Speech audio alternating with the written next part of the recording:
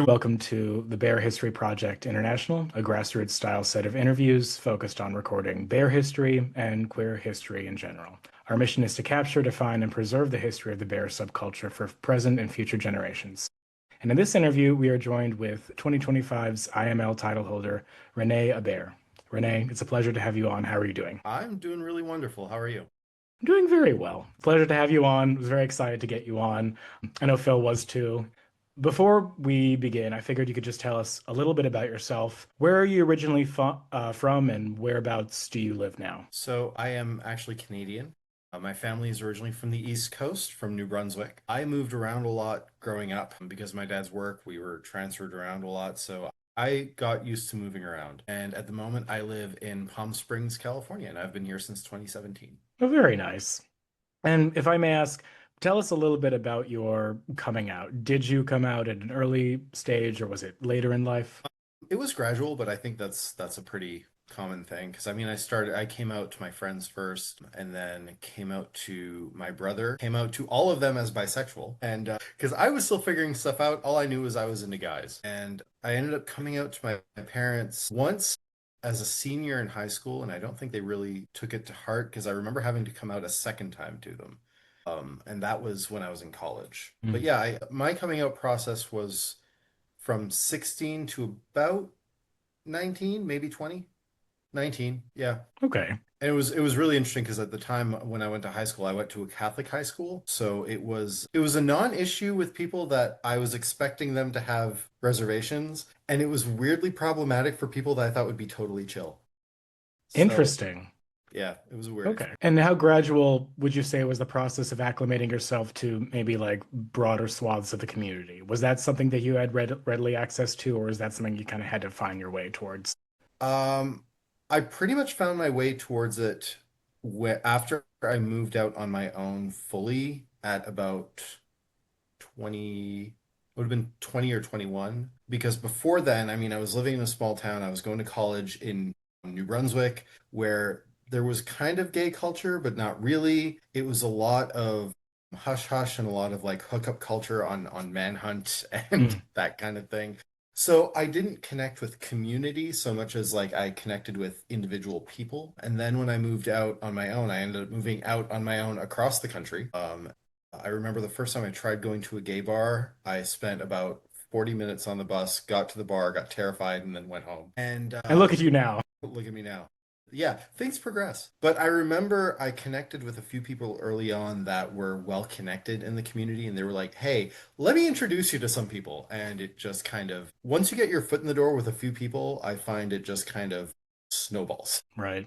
And one of the subcultures that you very strongly identify with is bootblacking. Yeah. Could you tell us a little bit about what bootblacking is and maybe its connection to the broader leather community as a whole? Yeah, absolutely. So bootblacks are essentially are a subsect of the leather community. They are people that it's kind of the Venn diagram between leather person and shoe shine because it's the people that have decided that their passion is connected to taking care of and treating the leather garments themselves because there is a recognition amongst leather folk that there is a sentimentality attached to a lot of the gear. And a lot of that comes from like passing gear down to either people that you've mentored or friends or whatnot. Like the gear itself has history. So Mm. boot blacks tend to see that as their responsibility to some degree to maintain that history by making sure the leather sticks around for a while, and that means taking care of it. So yeah, like kind of in a nutshell,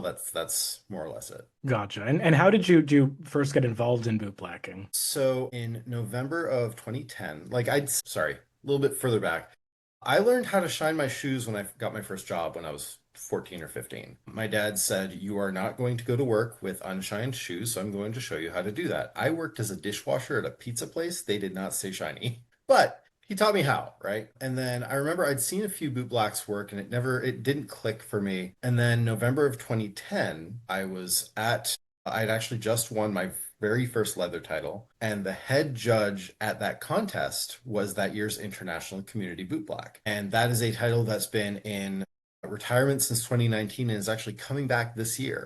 But that year's International Community Boot Black was the head judge.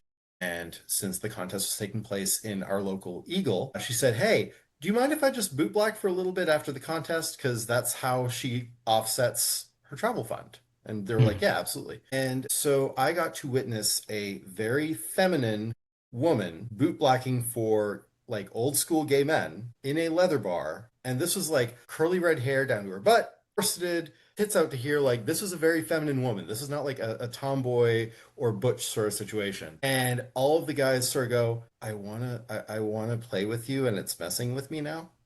That's when it kind of clicked for me of like, oh, I need to figure this out because that's really cool. And so I expressed that to the event producers because the contest that I won was Western Canada Leather Boy. There was an international component after that. And so I was like, hey, that bootlegging thing is really kind of cool. And he just kind of turned to me and went, that's how we're getting your travel fund together to go to international. You've got 2 weeks to learn and we're going to get you started in the bar. Sorry, what? When I initially started, it was purely for fundraising, for like charity fundraising, travel fund, that kind of thing. And I very quickly fell in love with it. And I've been doing it ever since. Very nice. Besides bootblacking, are there any other sort of subcultures within the community you identify with or you've acclimated towards? I mean, there's the leather community in general, but Sure, like there's a subsect kind of community for pretty much every kink and interest you can think of. sure. And I am kind of a generalist when it comes to kink, so I hang out with the guys that are into electro, the guys that are into bondage, the guys that are into impact BDSM, dom and sub situations, all that stuff. There's also a huge nerd subculture to leather, and I think that's because BDSM is very inherently nerdy to a big degree. So, I mean, I hang out with a lot of the kinky nerds too, for sure. Very interesting. Well, I figured we could maybe pivot a little bit to discussing the IML competition as a whole. But before we do that, Phil, do you have any quick questions? I'm thinking how old I am when I was first coming out, which was about 1978. You talk about, originally identifying as bisexual. There was a magazine for bisexuals that I found in a gay bookstore here in San Francisco, and the title was Anything That Moves. I just thought that was the best name for a magazine. Anything that moves. If we were to update that now, that would be like the Pansexuals Monthly magazine, I Yes, The think. Pansexuals Monthly. Yeah, yes. fair. It was a different time. The messaging has changed since. Yeah, just as we still talk about boot blacking, and you mentioned the contest going away and coming back. Mhm. So that was a big split in the community. And was that the IML? Feel free to like just not know or not want to talk about it, but that was like a big split of the title was not being awarded, or there was a kind of this rift between men and women over the title, or there was going to be both a male title and a female title for bootblacking, and that wasn't flying with IML, the community. Do you know how did that go, and how did it come back, the title? So I think we're muddling two different title tracks Okay. because there's the International Mr. Leather and International Mr. Boot Black title, right? What I was talking about was International Community Boot Black, which was tied together with International Leather Sir and Leather Boy. Okay. And that was a whole other kind of like series. Okay, so the first one you mentioned Yeah, used to be part of the International Mr. Boot IML Black. weekend, and then it hasn't been. So the last International Mr. Boot Black that we had was 2022, I believe. That was Alistair. And essentially there was so it's I feel like it's one of the most like commonly known kind of secrets with regards to the title situation is IML has a little bit of a spotted history with regards to gender equality, with regards to trans representation, with regards to all of that. And so International Mr. Bootblack going away was very tied into that because we had a number of trans title holders that they were reporting that they were feeling disrespected from this party or that party. There were a number of people involved that felt like it wasn't being handled properly or handled at all in some cases. And so the year that International Mr. Bootblack got canceled, which I believe was the 2023 competition, the International Mr. Bootblack production team resigned en masse. Hmm. The IML production staff at that point, rather than try to patch something together or figure something out kind of last minute, they ended up just kind of letting the contest drop. And so since then, we've seen a change up in the executive production team in how the sponsorships are dealt with, I believe. There's been a lot of shuffling around, and they are bringing International Mr. Bootblack back for this year, for 2026. And they've kind of zhuzhed up the requirements as far as like you just need to be comfortable representing a Mr. branded title, regardless of gender presentation, right? So they've kind of revisited it. I'm hopeful that it's going to be moving forward in a positive light, and I think most of us want that, and I think most of the production team wants that, if not the entire production team. I think that there are people involved that are willing to listen and learn, and I'm hoping that in the long run it will be enough. Time will Great. tell on that. Yeah. Mhm. Now, and on kind of a related note, but this might be just too personal and close to home, but did you feel that as a bootblack, there was kind of this surprise that you'd want to represent all of the leather community? Or, don't bootblacks have this lower position in the pecking order of the leather community? And, how dare you? Or was it kind of you're of service to the leather community and that was respected in and of itself? Are you talking about me and like specifically or just in generalities? You specifically this year, did you feel like you had to fight an extra battle as a bootblack, vying for IML? I didn't feel like I did. I know that in depending on where you go in some corners, some people feel that boot blacks are just kind of like, well, they're there. It's like they a lot like depending on the I've been to some events where it's like the boot blacks literally get forgotten about. Or I've been asked to boot black events where when I get there, they'll have forgotten that they asked me in the first place. And it's like, we'll just put you in the corner over here. It's fine. As far as IML, as far as competing, I did not feel lesser than. I didn't feel that I was looked down on for being a boot black. If anything, there were actually a couple of people on the judging panel that were very appreciative to see me there and essentially said as much. Plus, you were representing a very well-respected leather community of Palm Springs as a feeder contest as well. Yeah, no, Palm Springs is I feel like Palm Springs is a very well represented or well respected community. People definitely know that we exist. Yeah. Our Palm Springs Leather Pride is a very well attended event for sure, and I'm very happy to be a part of this community. Great. Thanks, Hunter. Well, on the subject of the competition itself, what made you initially decide, and who encouraged you to compete for the title? And I know you mentioned previously you had held titles beforehand. I'll be honest, when I first heard about IML being a thing, I was fascinated. And the idea of competing is something that I kind of daydreamed about for probably about 15 years. I never had aspirations of winning. Like that was not my plan. But I was like, it would be so cool to just be up there and compete and get to give my speech and walk around in a jockstrap in front of people and like it just the entire vibe of it just felt very cool to me. So I always kind of it was always kind of like a what if someday sort of thing. And I didn't think that it would actually culminate into being a reality until a little over a year ago. Things just kind of lined up where it's like, yeah, okay, this year, yeah, I can run for Mr. Palm Springs Leather. And then I won that, and I'm like, I guess I'm doing IML now. Okay. So I never felt pushed into it. It was a matter of the right time and place and circumstance lining up. Well, tell us a little bit about the competition itself. I mean, what were some of the things you did to compete? So the competition has a number of portions to it, some that are judged, some that are not. You have like the first kind of kickoff portion is like the meet and greet portion, Right. where ideally the contestants will get to speak to the judges and attendees of the contest will get to meet the people that are taking part. This year we had 68 contestants. We are not going to get to say hi to every judge, Sure. but it's just like the kickoff social event for the weekend, right? Then, depending on where you end up, and then you had the opening ceremony, which is like you do your contestant number poll. They had flags for every country that was represented. And one key point, this is the first year, I believe, that someone from the Philippines was competing, which was very cool. Yes, we interviewed him. Yeah. He's a super nice guy. They were all really nice people for the most part. It was really cool.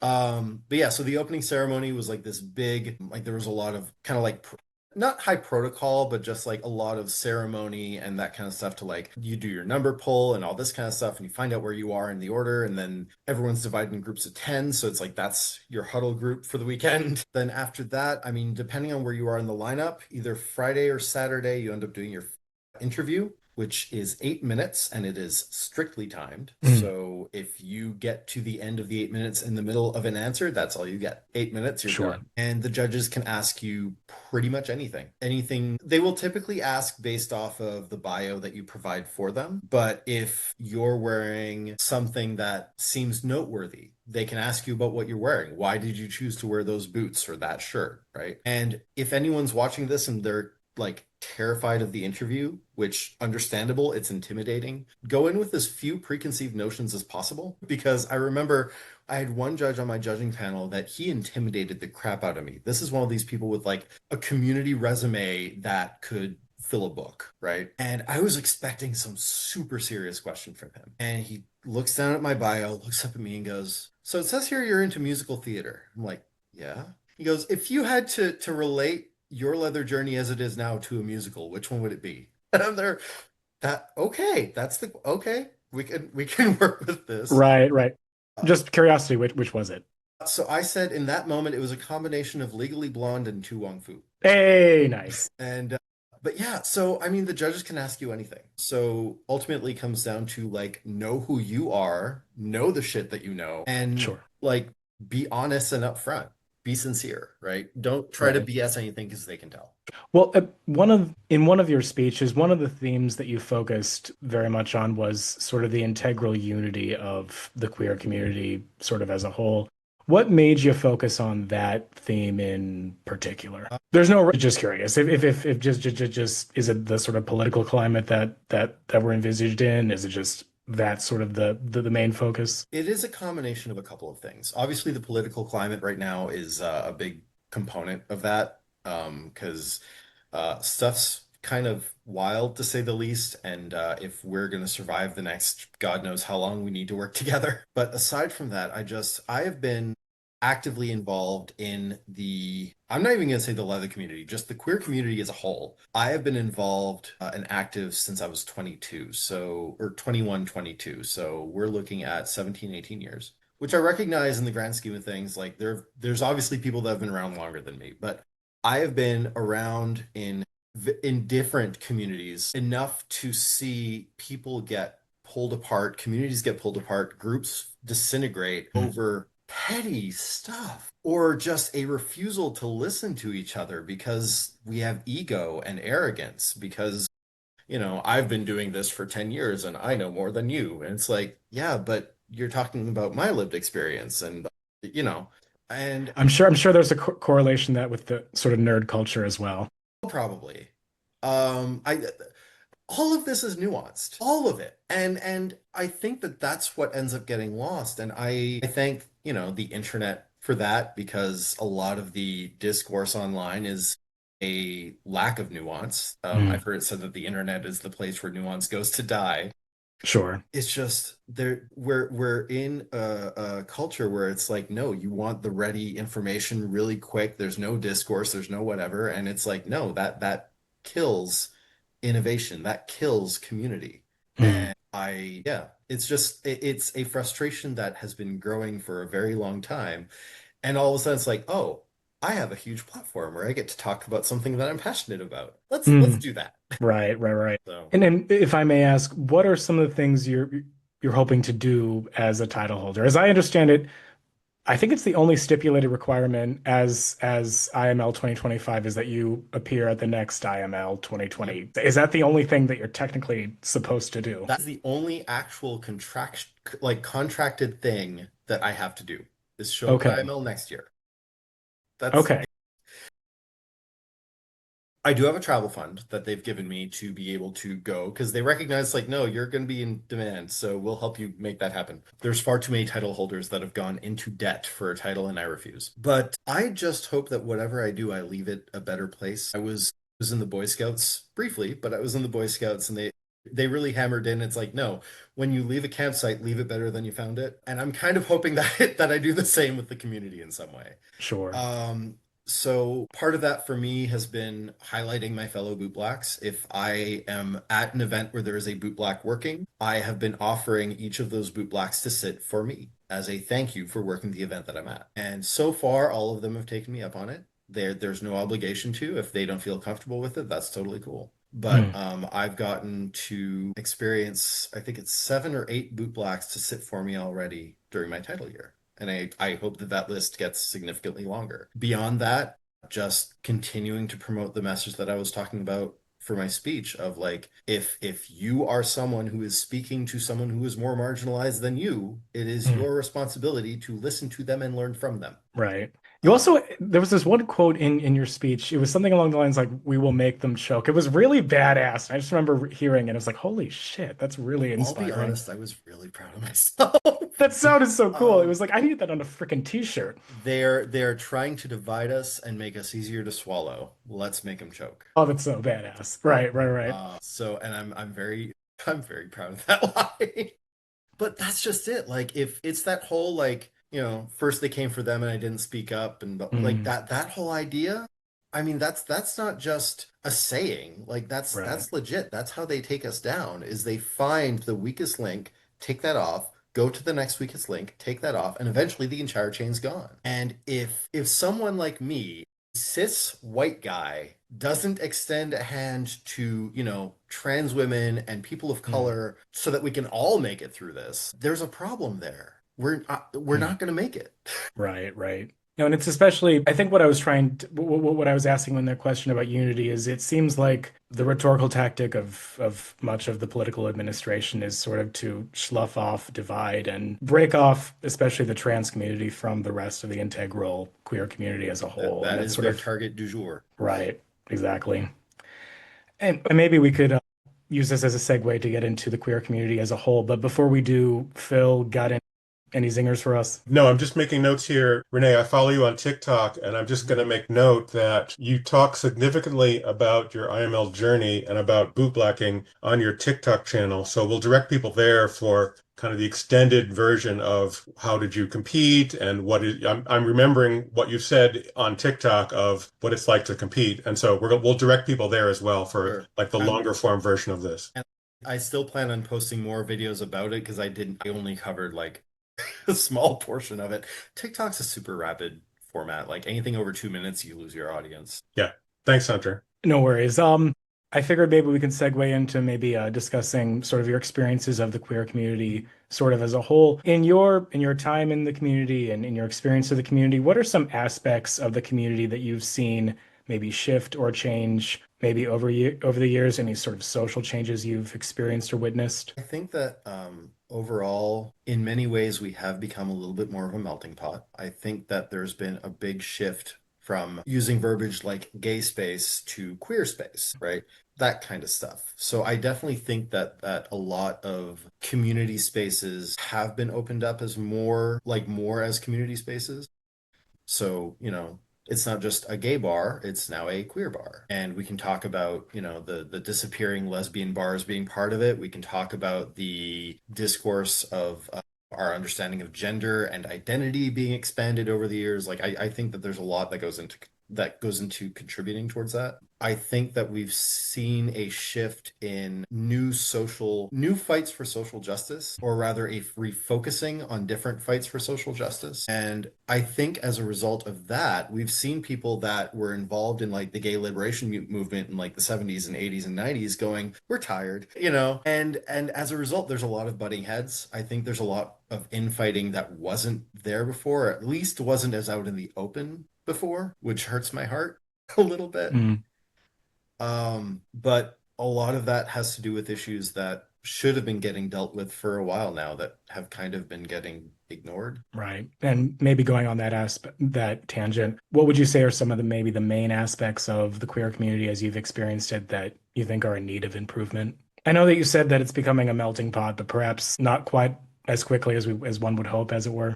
Not as quickly as one would hope, and I definitely know that I'm speaking from the perspective of a white guy. I recognize that there's still a lot of work to be done for our members who are people of color, our members from the Black community, our members from the trans community, or just general gender nonconforming. I think that you've got some people that have gotten very, I'm going to say, empathetically lazy because they've reached a point going into the 2000s and 2010s where it's like, we're at a comfortable spot. But there's a lot of underlying stuff that wasn't getting taken care of when other stuff did. And so there's a lot of discussion right now happening that needs to be happening. And I think that across the board, I think people need to practice empathy Mm, because there is no black and white with any of this. And I recognize that if someone comes to me with a grievance based within the lens of race or gender, that is an opportunity for me to learn. And it's an opportunity for me to pay attention. At the same time, so long as the person who is in my position or whoever you're talking to, if they are not necessarily on the same page, but at least reading the same fucking book, like give that person some grace sure. because there is a way to move forward. Yeah. I don't know if that's making sense the way I'm saying it. No, no, it very much is. Yeah. Very much so. And this is going to pivot a little bit, but maybe as sort of like just a general sociological question. We always try to ask this question to our interviewees, but it is a sort of platform dedicated to exploring bear and queer Hmm. history. What is a bear, in your opinion? Fun. And there's no So right and wrong answer. Like we will one day, and Phil can tell you about this. We will one day take like like a sort of collage compilation of all the different answers we've gotten and place it into yeah. one video for all to see. So my experience with the bear community has been just people that, and I'm not even gonna say guys, because it's not even just men anymore, much to the chagrin of some people I know. But I will say a big part of it really has to do with saying, fuck the conventional, like body beautiful, whatever that we get marketed at and thrown at and all this shit. We're just gonna have fun and we're going to embrace ourselves for who we are. Like, I've always felt like that is a big part of it. Like, I remember when I was still living in Canada, there was a group called the Fellowship of Alberta Bears, and I think they're still doing events. Not led by the same people by any means, but I think they're still doing events. And I remember there was like three or four members that were like the core group. And the one that was in charge, like you think bear, you think like bigger, like husky kind of guy and all this kind of stuff. No, no, no. The guy that ran this group, that was like the main figurehead of the group, little tiny, like 5 foot nothing, almost no body hair, giant like Superman, Clark Kent glasses, and he was the most adorable little guy. It's like cool. Right. So yeah, I mean, like, there's a lot of nuance about with bears of like, cubs and otters and wolves and whatever else is in the zoo. But Right. I think overall, it's just like fuck the societal norms and all that shit. We're just gonna have fun and enjoy ourselves and let's have a good time and swim and have pizza. You know? Pizza parties are fun. Yes. Yes. And if I may also ask, tell us a little bit about your life in the Palm Springs area. I mean, if you could write like kind of like a guidebook, as it were. I mean, what are the highlights? What's it like living there? What's the scene like? So I will say I would be one of the worst tour guides that you could ever hire. Okay, fair. I refer to it as Gayville, USA. Like, I recognize that there are a lot of gay towns in the US. Like, you've got P-Town, I know Fort Lauderdale, Portland is pretty fucking gay. But as far as like the Southwest, I would say Palm Springs is definitely up there. It's no longer an old men's community. It's definitely diversified from that, but it's still incredibly gay. It's kind of cool in the sense that you have some event going on pretty much every night of the week. You've got, you'll always have the chance to either find like a beer bust or karaoke or drag bingo or, some charity event, some, cigar social. The social scene here is pretty vibrant. I will say it's unfortunately very tied to bars, which I think can be a mixed bag. I understand the reason why, but we also have a real sober presence in the community that is getting bigger and bigger. And I kind of wish that there were more spaces to allow for sober events. Sure. But that said, Palm Springs also actually has a really huge sober community. So I know that there are socials and pool parties and that kind of stuff. But it's a little harder to just stumble into, right? Right. That's fair. I mean, we've got two prides that happen back to back every year. We've got Leather Pride and we've got Pride. And both of those are incredibly well attended by lots of people. The city gets incredibly busy. And those are both very, very fun weekends. And you don't even have to spend that much money, I don't think. I'm pretty sure there's a lot of parties and events that are just kind of like you can just go. It's not like there are the circuit parties that you have to spend a fair amount to get in, but there's a lot of stuff to do without having to spend an arm and a leg, which is nice. Sure, sure. Well, I've got a few concluding questions to Mhm. ask, but before I ask them, Phil, do you have any queries? No, I think we've pretty much covered it. I came down to Palm Springs leather, I guess 2 years ago. Mhm. And that was a lot of fun. It was then 126 degrees the following summer. So the idea of retiring to Palm Springs kind of went out the window, but it was a nice time, nice event, nice weather while we were there. Met some people that I only know online. So yeah, I mean, the scenery for people who don't know, if you're used to seeing Palm Springs by looking at Dick's Bar or one single bar, the scenery is spectacular. If you're looking for Yeah. a place for hiking and outdoor activities just because it's beautiful, I mean, it's a wonderful area of the Southwest. There are dozens of hiking trails here. There's a huge, vibrant hiking community. Now, I am pasty as hell and I do not go outside, but Big Vale, Big Vale. I'll need one of those huge, wide-brimmed hats with the Yes. netting that comes down. But yeah, no, there's a huge, active hiking community here that they go out to multiple hikes pretty much every week. It's a very, very beautiful part of the country. Yeah. Mm. Nothing else for me, Hunter. Well, maybe as a couple concluding queries, see what I did there with the pun. I've always been fascinated with tattoos in the leather community, and your tattoo on your arm, it's particularly unique. I've always been fascinated by it. Is there a story behind it? Kind of. It's a very not very well thought out design. There we go. So this was the first tattoo I ever got, and I wanted something that was a merger between me being Canadian and me being involved in the leather community. So you'll notice it's in leather pride colors, right? Well, the inside is meant to be a maple leaf. And Oh, most people don't notice that until I point it out. Yeah.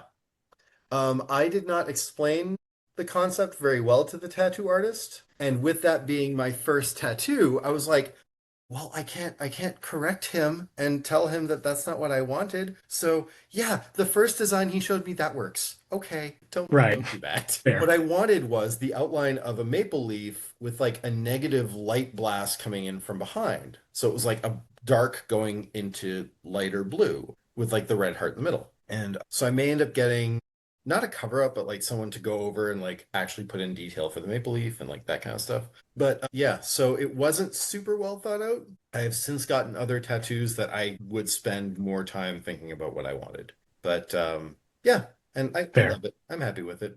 It's iconic. That's all I'm going to say. It's certainly unique, is what I'd say. Thank you. And it's been an absolute pleasure to have you on. Renee, do you have maybe any closing comments or maybe even message to the community as a whole? Doesn't have to be anything grandiose. We're Yeah. we're just we're just a tiny platform. Just any closing comments. Honestly, I just keep listening to each other. We will make it through this eventually. Like I recently essentially heard that things are going to be all right in the end. Things are not all right right now, which means it's not the end. Renee, it's been an absolute pleasure. Thank you so much for coming on.